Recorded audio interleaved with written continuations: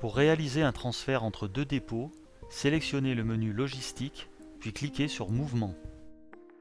La liste des mouvements en cours s'affiche. Cliquez sur le bouton Créer un mouvement.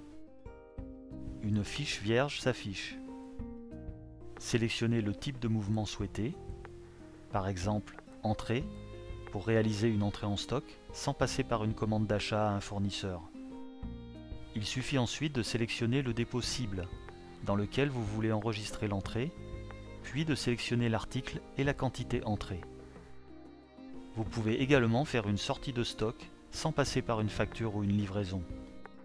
Il suffit de sélectionner le dépôt source, depuis lequel vous voulez enregistrer la sortie, puis de sélectionner l'article et la quantité sortie. Enfin, vous pouvez faire un transfert entre deux dépôts.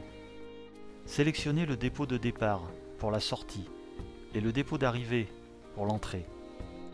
Saisir un nom pour ce mouvement. Sélectionnez l'article à transférer. Pour connaître les stocks actuels pour l'article par dépôt, affichez la fiche détail de l'article. Dans cet exemple, 250 au dépôt central et 50 au dépôt annexe. On saisit la quantité à transférer, ici 100, puis on enregistre.